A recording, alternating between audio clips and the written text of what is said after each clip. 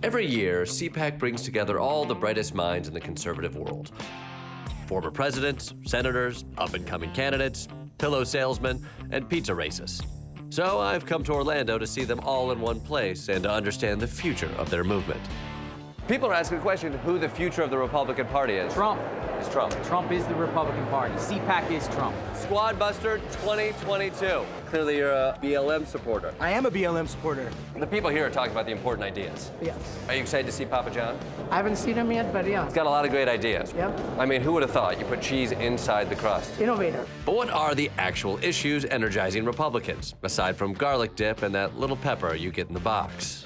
The CRT, co-parenting with the government. Is CRT really a big issue? Big time. In Palm Beach County, What about the Don't Say Gay bill? that is very active right now. There's a lot of nervousness here in Florida Right. about CRT, about LGBTQ Right. issues. Should we just outlaw the alphabet altogether? Because eventually they're going to start putting those things together and they become words, and then you can learn things like history.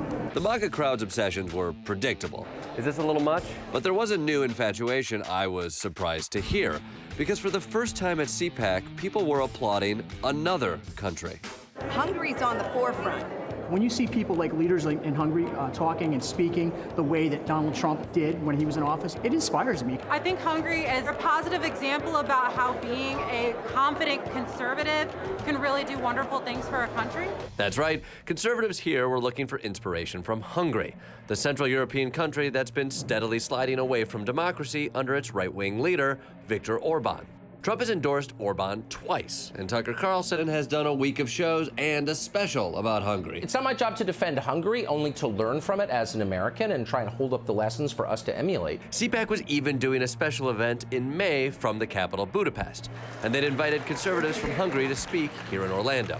You cannot make a country great or great again without freedom.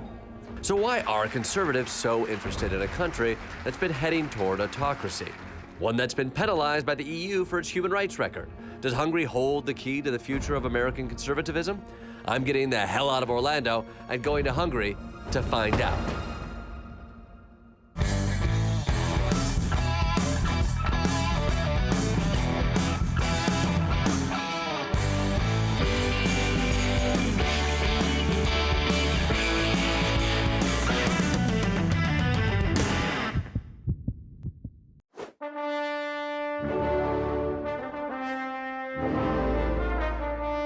I landed in beautiful Budapest, Hungary.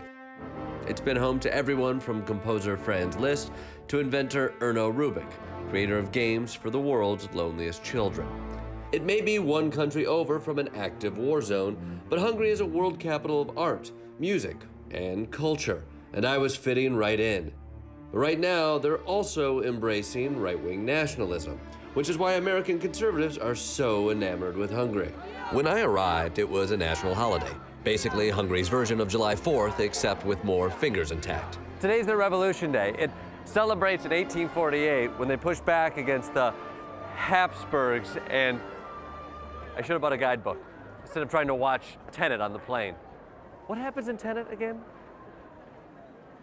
There was an election underway, so even though this was a national holiday, Prime Minister Viktor Orbán was using the event as a political rally. In the 12 years since he took power, Viktor Orbán has reshaped the country's judiciary, built a fence along the southern border to keep out refugees, turned Hungarian billionaire George Soros into a boogeyman, and was even sanctioned by the EU for his treatment of the LGBTQ community. It's no wonder Steve Bannon called Viktor Orbán Trump before Trump.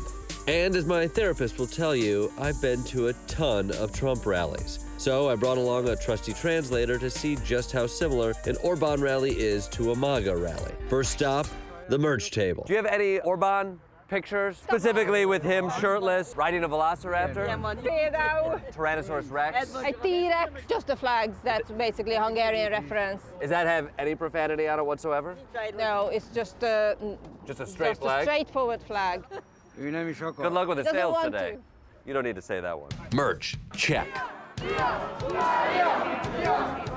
Lock her up. I thought I heard lock her up. Okay, maybe some things are a little lost in translation, but still, chants, check. Are there going to be any Let's Go Brandon chants here? go. Do you know Let's Go Brandon? I see signs. Do you know Let's Go Brandon? Okay, so it's people were chanting. It was at a NASCAR. Do you know NASCAR? NASCAR. It's like Formula One, but it's in a circle. It's more boring. Amerikai. They might shout different slogans. It's a way to disparage the President of the United States. But some similarities with Trump fans are universal, like blind devotion. What do you think of Viktor Orbán? Orbán Viktor legkiválóbb. The most exquisite of all of us. You sound like a Trump supporter. They also had shadowy villains they could blame for everything. Elhatározás van valahol. There is somebody who's behind the scenes. I don't want to name names. He's in the US. Somebody who's pulling the strings. Any chance that person who's pulling the strings, name rhymes with George Boros? Yes. That I understood. And unsurprisingly, Orbán and Trump supporters were in lockstep in one area. Nagyon örülünk, hogy az Orbán Viktor a hagyományos családot képviseli, mert Véleményem alapvetően az, hogy mindenki úgy éli meg a szexuális orientációját, ahogyan akarja. Az viszont megint más, amikor más emberekre szeretnék rá erőszakolni. LGBTQ people are support or not support, but What's the opposite of support? They're not the opposite. somewhere. It's a personal issue. You don't have to bring intimacy to politics. It's a personal issue that should be agreed upon by the majority as to what those personal folks with their issues should be able to do. Yes, and I think if they don't like it here, they can travel to the other country where they can marry each other and adopt children and so on and so on. If you want equality, hit the road, Jack. I think yes. And if Hungarians do want legal protections for the LGBTQ, they need to GTFO. Because during Viktor Orbán's time in office, he's barred gay families from adopting, passed a law prohibiting their depiction in children's books and TV, and even outlawed same-sex marriage in Hungary's constitution. So basically, they're fine with you being gay as long as you live your life as a straight person. Somewhere between the castles and bigotry, I was starting to think Budapest might be the Orlando of Europe. And nowhere is that more apparent than in their hatred of one old man.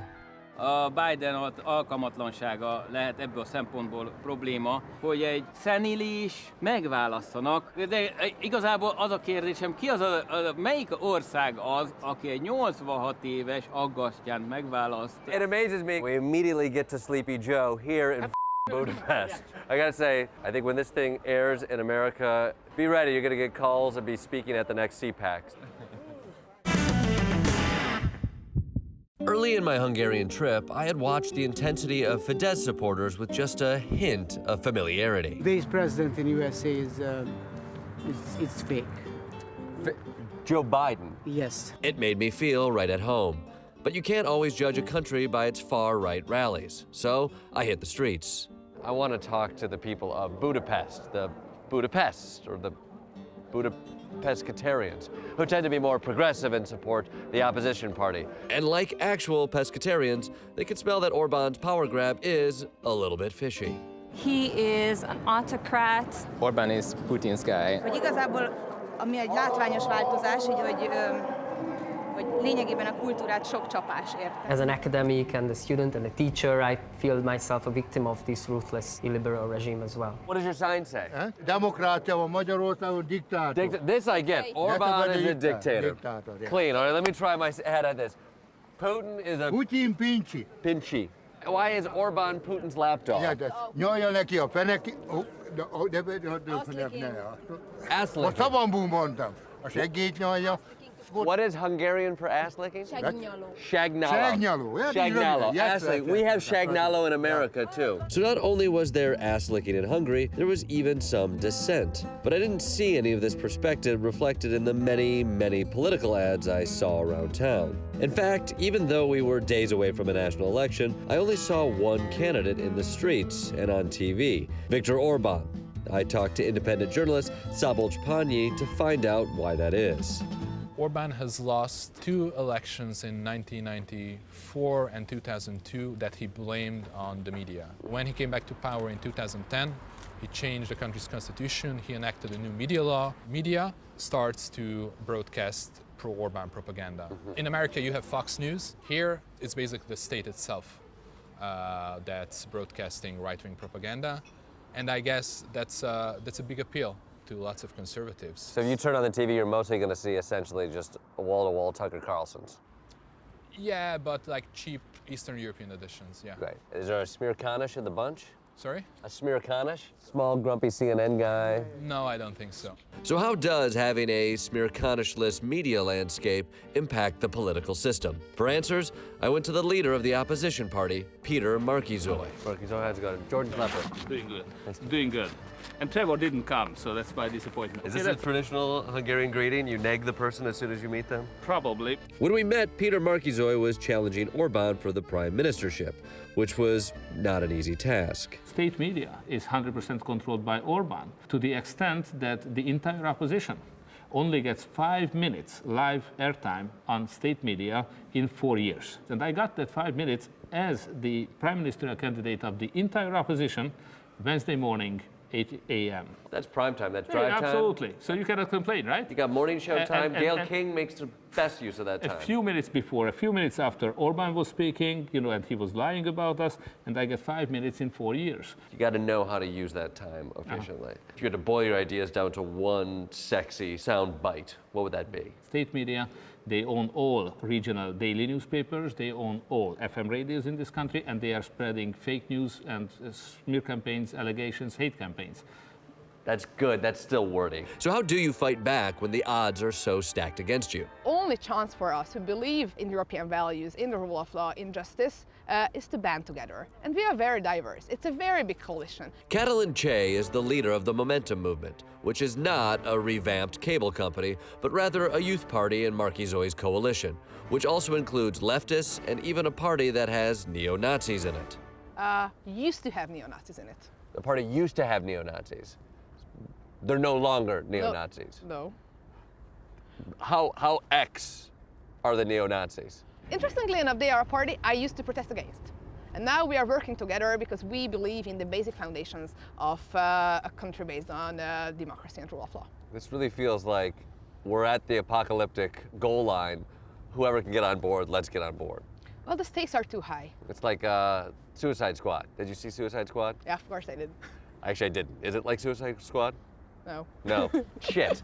But even with 6 parties, relying on campaign coverage that could fit into a single TikTok video is a hard obstacle to overcome. Still, there are independent journalists like Szabolcs in Hungary, and they're trying to get the truth out. I mostly try to scrutinize Orbán's relationship to Vladimir Putin. So business is booming. Yeah. While I was investigating his Russian ties back in 2019, I was under surveillance. My phone was infected with an Israeli spyware. It's called Pegasus. And I was surveilled for a 7-month period. Pegasus? Pegasus. This all sounds like Bond villainry. Does everything in Eastern Europe just sort of feel like you're in the middle of like Act 2 of a decent Bond movie? Like one of the Daniel Craig ones, not one of those bullshit Brosnan ones? That's a good comparison, yeah. So the government used Israeli software to surveil you, but it's just you, it's not the people you were in contact with. Well, they were not after me. They wanted to find my sources. But do they know the difference between like an informant and a source and just like a friendly celebrity from out of town? No. The problem is that this software can even hack your encrypted communication, like WhatsApp, Signal, Telegram, everything. So the government knows all your contacts? And has access to all my messages. Hold on one second.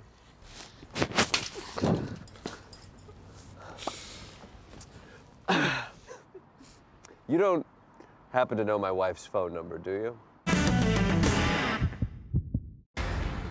There's no doubt that Donald Trump and Viktor Orbán share a lot of the same traits, with passionate supporters who have a unique insight on international affairs. Michael Vick stole my dogs and used them for dogfighting. He stole your dogs and used them for dogfighting? And then used the proceeds to buy missiles from Iran. But another thing Orbán shares with Trump is a weird love for Vladimir Putin. Orbán welcomed nuclear projects, Russian banks, said Putin was making Russia great again, and met with Putin in Moscow as recently as February. But just days before I landed in Hungary, Putin invaded Ukraine and started slaughtering its people. Surely this would be the moment when Orbán and his supporters would re-examine the relationship between their two countries. Who's to blame for the situation in Ukraine? That's a difficult question. Is it? Yeah. Who's to blame for the situation in Ukraine? Hát elsősorban az USA-t, mivel úgy gondolom, hogy meg akarja vívni azt a csatát, meg akarja vívatni azt a csatát az ukránokkal. The USA is to blame in this situation because I was asking about Ukraine. Yeah, but they're saying that for the situation, to emerge the Ukrainian situation, the USA is to blame. No shit, he said because, that? yeah. What's happened there, it's not Putin's fault. If it's not Putin's fault, is it Biden's fault? You can put this question for Biden's son. How much trillion dollars invested in Ukraine? This makes me feel at home, I gotta say. But was this evasive take on Russian war crimes the official government position? I wanted to know, so I reached out to the office of the Prime Minister for an interview, and for some reason, they responded.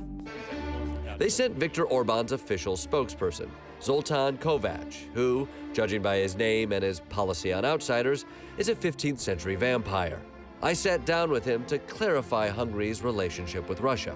You have to have a reasonable and pragmatic relationship with the leader of the Russian Federation. Is it regretful that it's got a little cozy, that Viktor Orbán has been applauding Vladimir Putin? Yeah, but by all... Made Russia great again? Take a proper look. By all comparison, Mr. Orbán's relationship with Mr. Putin is in no way outstanding. If you take a look at the businesses that have been done actually between Germany and France and Russia and other Western European countries.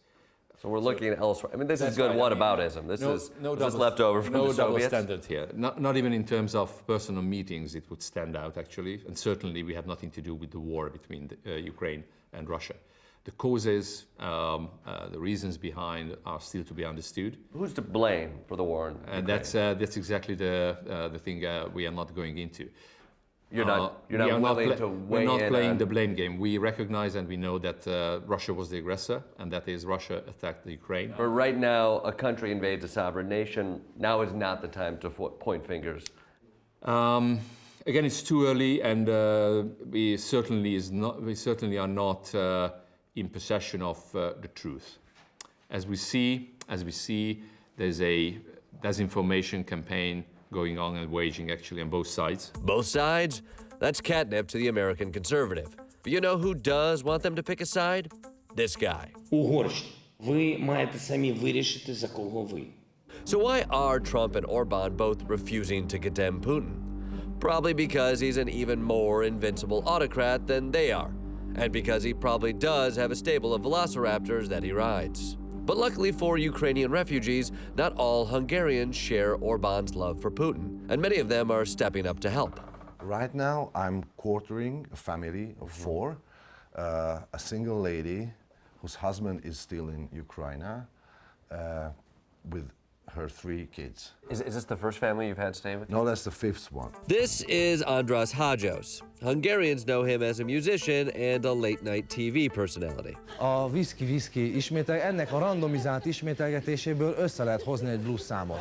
But like many Hungarians, he's put his work aside and headed to Budapest's main railway station to help the Ukrainian refugees who have been arriving by the thousands daily. This is the place of first contact. And they find the volunteers so they can get... Yes, so they can get tea, sandwiches. I stand here and somebody comes to me, can you take me there? Here everybody helps everybody, even the different NGOs. I've helped people too, get agents or meetings with managers, so I've done my part. Volunteers were providing rides, SIM cards, shelter, even office space. Now we, ordinary people, meet other ordinary people. When you see a young girl having the same shoes like your daughter, that gives a message that this is us. It's inspiring to see the Hungarian people reach out and do this. I'd like to think if Americans were in a similar situation, we had people on our border fleeing violent situations, that we would reach out and help. I'm sure the key is, I think, to let ordinary people meet ordinary people. Yeah, I'm saying I'd like to say it because I would like to say that. I don't know if I can, though.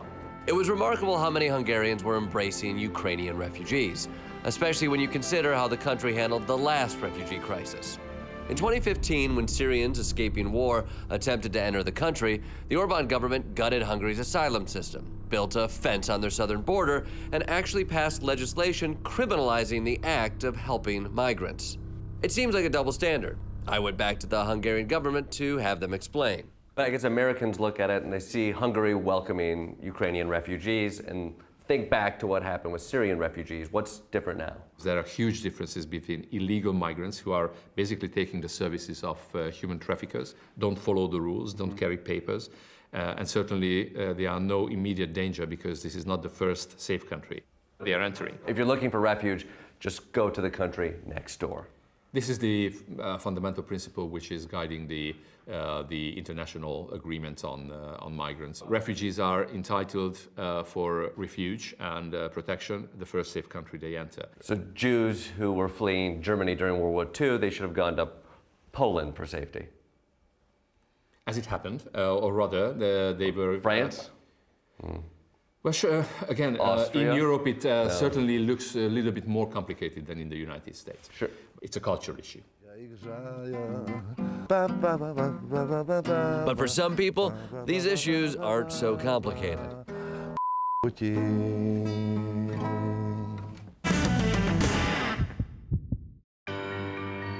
So finally, the Hungarians went to the polls. They were choosing between re-electing an autocratic strongman or an odd coalition bent on restoring democracy. It wasn't even close. Orbán won by so much he even taunted his long list of enemies, including the leader of a country currently fighting for its very existence. És a végén még az ukrán elnök is. What Orbán achieved in Hungary is a U.S. conservative's dream. But he did things that Americans wouldn't stand for. He refashioned the media into pure nationalist propaganda. He kept up a relationship with the world's worst autocrat. And he rolled back the rights of minorities and the LGBTQ community. Fortunately, this is not going to happen in the United States anytime before November. It's a political problem I'm not sure I can solve without a drink. So what are we drinking? We are drinking an unicum. Unicum? Unicum. Unicum. But the good news is, people aren't going to give up. We keep on fighting. We are fighting an uphill battle, but we are fighting for this because we believe that our country could be so much better, that our country deserves to be in the European fold, that we deserve equal rights, we deserve freedom. We just have to keep doing what we were doing. Fortunately, we are still inside the EU, so there are still limits to Orbán's desires. Egészségedre. May the future be still there when we get there. Thank you. Ah, awful. Oh, I told you. Yeah.